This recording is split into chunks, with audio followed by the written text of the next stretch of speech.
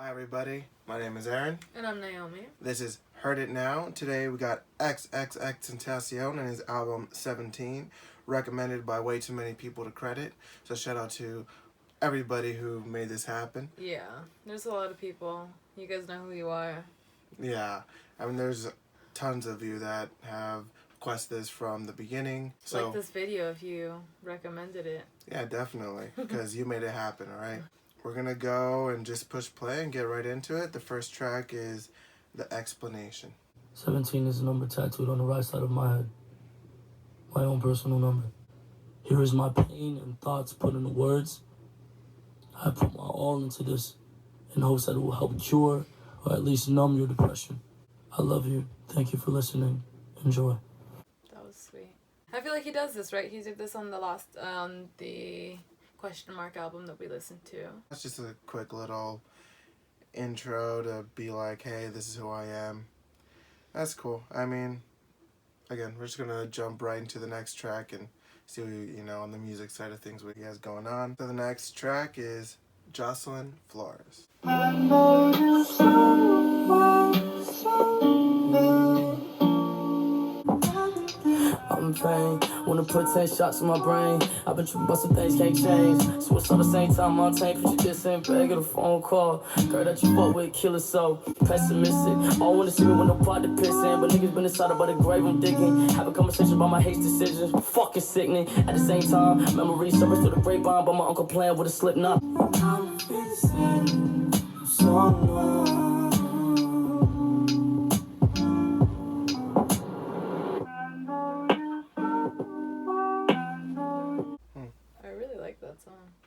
Yeah, no, I really like that song too.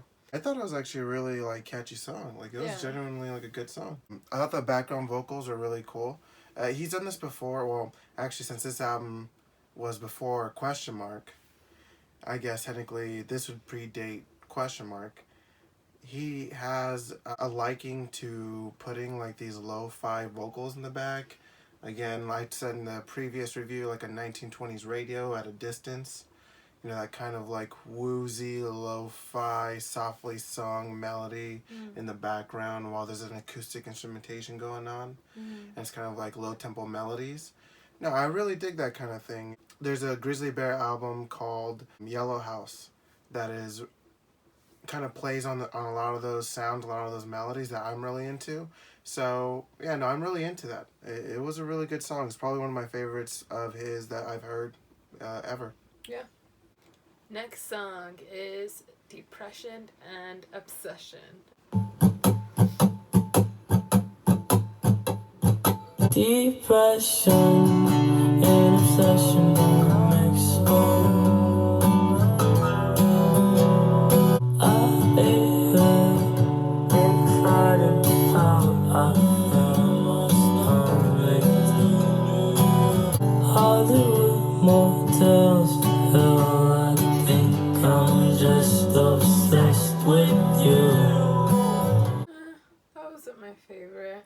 I feel like it kind of ironically sounded a little bit like a happy song in the beginning. Like the way it came in, and then even his singing, the tone of it even sounded a little bit more happy. Which is why, I don't know if you see my reaction, I kind of giggled a little bit because that's what I thought. I was he's singing about depression. To me, it sounded happy. Oh, he was singing ironically? Yeah, it just sounded that way. So, I don't know, it made me kind of, giggle a little bit inside. Musically, there wasn't a lot going on. So I could really only rate it on, okay, did I like his vocal melodies? And the answer is yes, I liked his vocal melody. The lyrics are kind of hidden in a way because they're so hidden in the mix. They're not, his vocals are never pronounced and pushed forward in the mix. They always feel kind of behind or really in the music. You kind of have to really dig in there and peek in to hear them. So, in a way, I would appreciate it if that's all the elements are going to go into the song, if his vocals would just be pushed up a little bit higher in the mix. Because I would just like to hear what he has to say a little bit more on first listen. I like the melodies. The lyrical concept of depression, obsessions on a good mix, and this kind of stuff. I thought it was okay. Again, just based off the vocal melodies, I thought it was a good song. Alright guys, next track is Everybody Dies in Their Nightmares. Push and play. I've never done my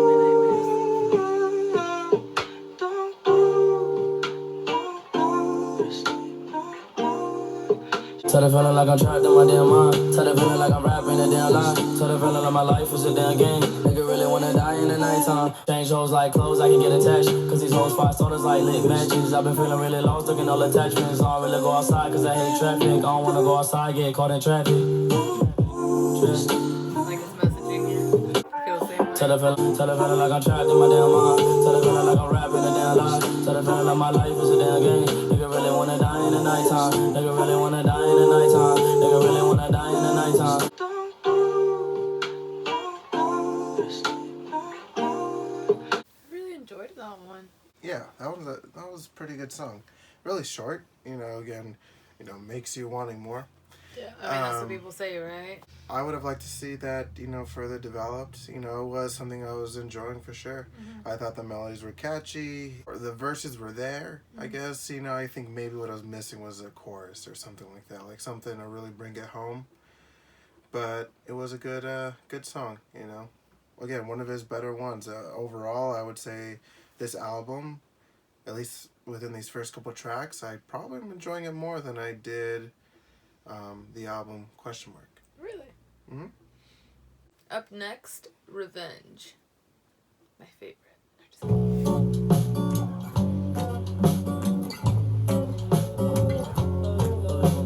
I don't know if you guys are familiar with the song like Sex and Candy from the 90s, but it kind of has that vibe to it, which I don't mind. I like that song. So, yeah, I'm interested in seeing where it goes from here. But if you guys are familiar with that song, tell me if it gives you that first vibes within the first couple seconds. Kill some, steal some, break your heart. And you thought that I would let it go and let you walk. But broken hearts break bones, break up fast. And I don't wanna let it go, so in my grave I ride. Oh man, what a world of things I hear. If I could act on my revenge, know what I. Some kill, some steal, some break your heart. And you thought that I would let it go and let you walk.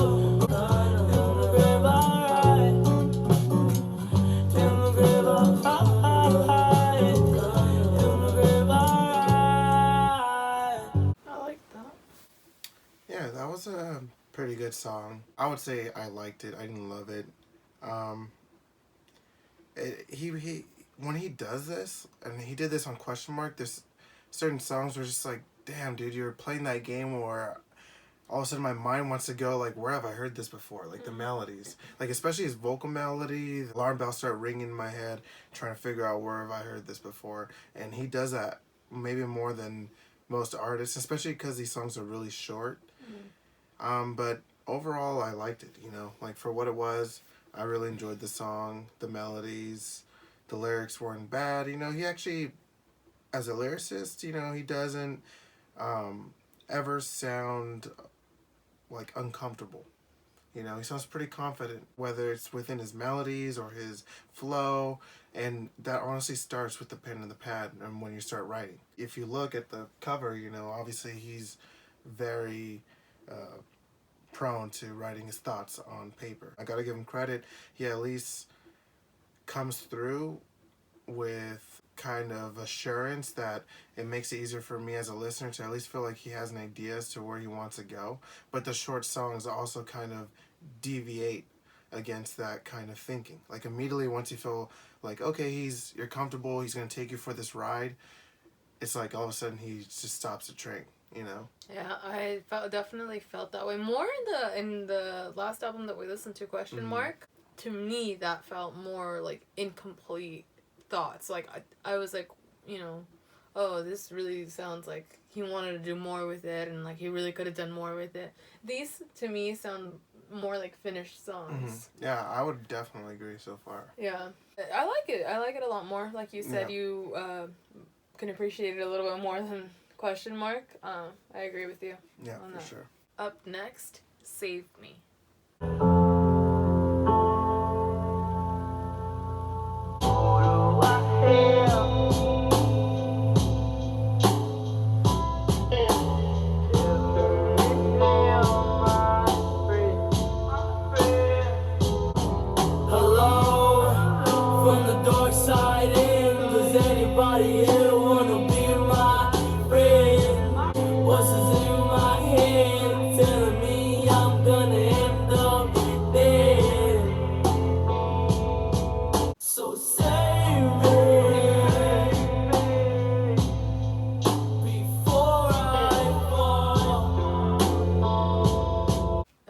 Evanescence vibes.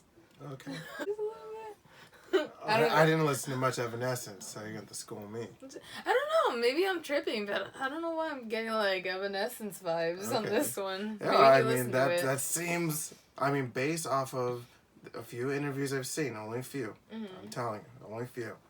It seems like he was into that alternative music sound, but like mainstream alternative music sound, such as Evanescence or, you know, like artists like that. Maybe. Let me know if you guys think that it sounds maybe just a little bit like it. Yeah, definitely. Yeah, no, school us in the comments, man. You know, we want to learn. So yeah, you guys anyway. Believe me, yeah, you guys know more about XXXTENTACION than we ever will know. So this is your time to shine. To let us know what are his influences. Just be nice. Please.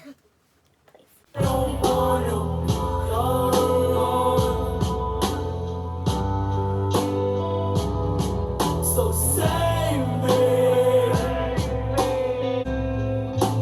I don't wanna go. To me, I kind of got like 80s, a slow tempo, atmospheric pop. You kind of had like this atmospheric guitar combined with like hip hop beats. He referenced Dark Side, it kind of reminded me of like Dark Side of the Moon, like Pink Floyd guitars in a way, but nothing else reminded me of Pink Floyd. So I don't know if maybe that's something he was influenced by and he was trying to incorporate that and kind of bring it to the hip hop world, and that's what he was trying to go for, because I did hear Dark Side reference. I don't know if that was like a clue. You know, again, let us know. It definitely got me questioning what he was thinking about writing the song musically. It was interesting. It wasn't probably one of my favorite tracks. It was kind of maybe a little too slow for me, and maybe the melody wasn't like catchy enough, and you know, just these kind of songs sometimes don't capture me as much emotionally. So it wasn't one of my favorites. I would say it wasn't one of my favorites. Like the guitars and like it did feel like atmospheric, like you said. Like I did feel a little grand, I guess. But not my favorite of his styles that he goes to. Because you can tell he goes to like a couple styles, and he likes a lot of different types of music, and you can definitely hear that in his music. But not my favorite of his styles. Next track, Dead Inside, Interlude.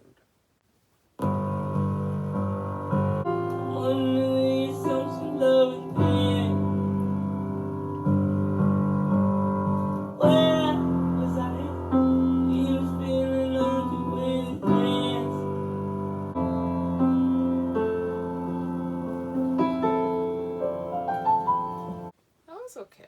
I mean, it was a short little interlude. The funny thing is that most of his songs are actually short. Oh.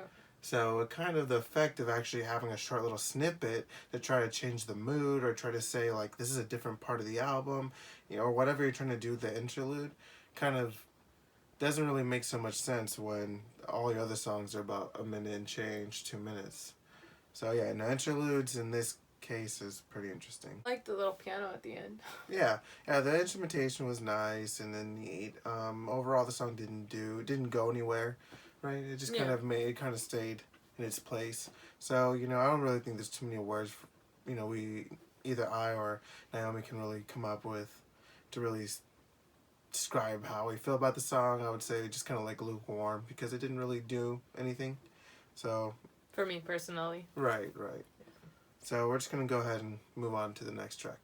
The next track is Fuck Love featuring Trippie Redd.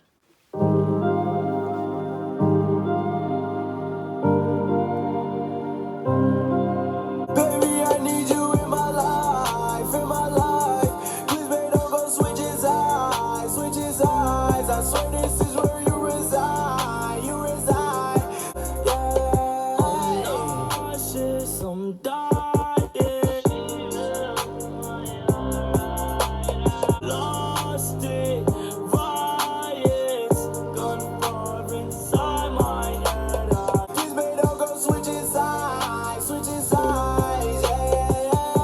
Ooh, please don't take your love away.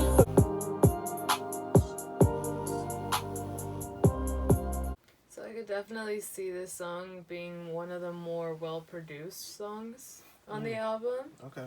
And also, sounds a little bit more complete, too. Like, I could see this being, like, one of the singles or something that he dropped, you know, to, like, tease people for the album. It was good. It was a good, well-complete song. I definitely agree. It was pretty much what you were saying about it being one of the more better produced songs. It was one of the few songs that actually had electronic instrumentation to it. That's what I was gonna say as well. Right, so it's definitely one of the more modern sounding songs. The vocals, the fact that they had that kind of manipulation to them, again, a modern technique. Maybe not one of my favorite songs just because, you know, I felt like some of the melodies were repeated and some of the lyrics were repeated a little too much for a short song.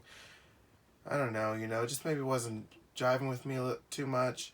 Although some of the melodies were beautiful for a pop song, and, you know, I actually didn't hate all of it. I just, hearing it all the way through, you know, I just kind of maybe felt like it was a little too repetitive for me to really say it's one of my favorites. Okay. Up next is Carry On. I'm drunk and confused.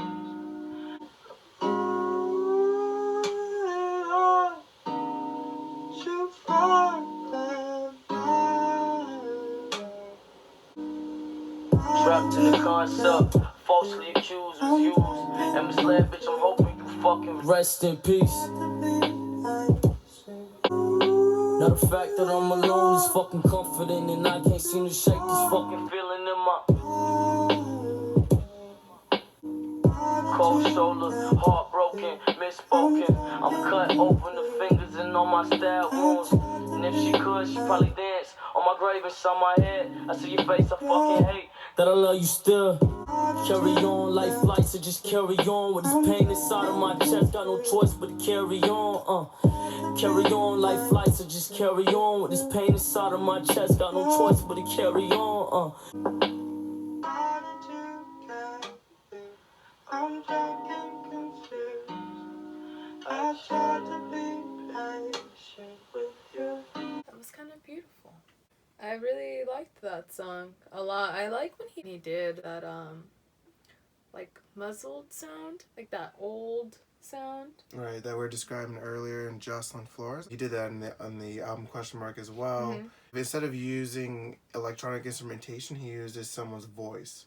I don't think it's his own. It could be.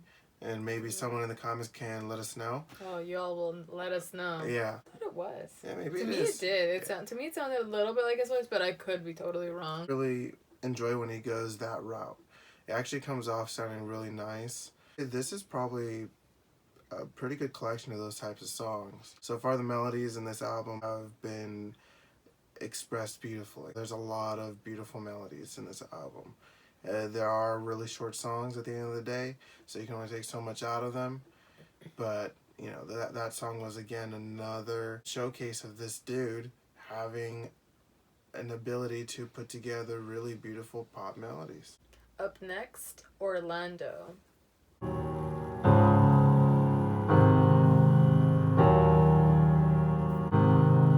Pain in my heart just won't end.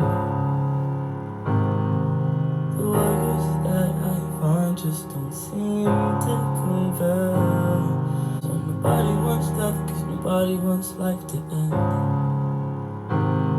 I'm the only one stressed and the only one tired of having fake friends. I'll be waiting on death with a smile on my face, so this is the end. Face my fears, loving her for once.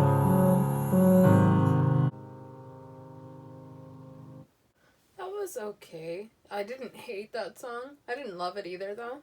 I feel like it could have been a little bit more better produced, or I guess a little bit more thought out. His voice stayed the same tone throughout the entire song, and then just at the end it got a little bit like softer or lower, I guess, when it like faded out. But other than that, I feel like the tone was literally the same throughout the whole song, and just with the piano, I think that's all it was. I pretty much agree with every bullet point you're stating there. A little underdeveloped, needs to be worked on, you know, needs to be sculpted into a song. Like, it's just, it sounds like a beginning of a song to me. Yeah. It sounds like, man, something grand is about to happen, and then boom. And, you know, some people like the idea of, like, having musical blue balls, I guess. Yeah, wanting more. Right. Musical blue balls. Yeah, to me, I don't get off on that. Oh my god, musical blue balls. You know, I do kind of seek a little bit of satisfaction out of my music, you know what I mean? Maybe it's because we wanted more from that song. Right. I feel like I wanted more. Like, just a little, like, I feel like it had, like, so much potential. Like, right. I feel like in the Question Mark album, was it Schizophrenia? That was the song that I was like, God damn it, I wanted more. Like, just from that one song, like, ah! This song, I wanted just a little bit more. And, you know, it's kind of like a double-edged sword. It's like, yeah, you want more, so maybe that's intriguing. But then at the same time, it's like, because he didn't deliver that, is that a positive? Last is Ayala, and that's the outro.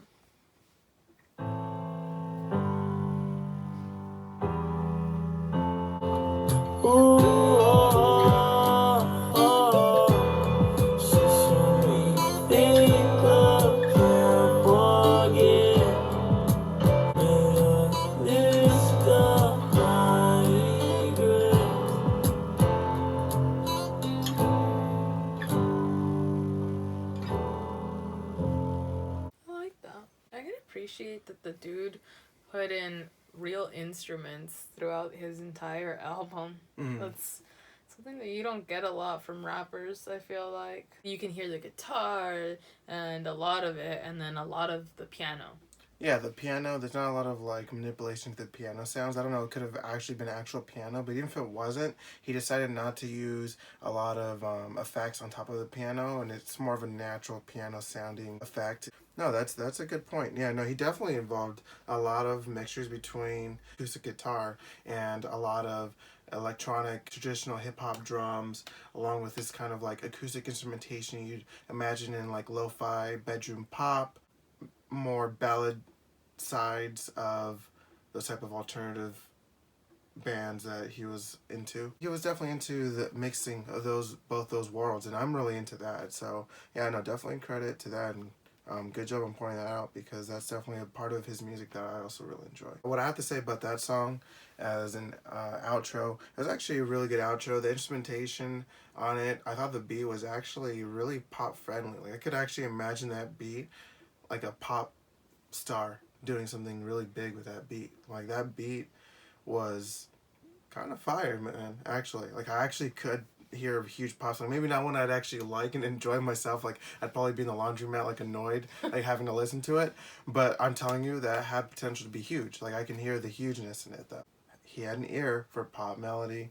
No surprise on the fact that some of these songs caught fire, because he had that ear. He had an ear for pop.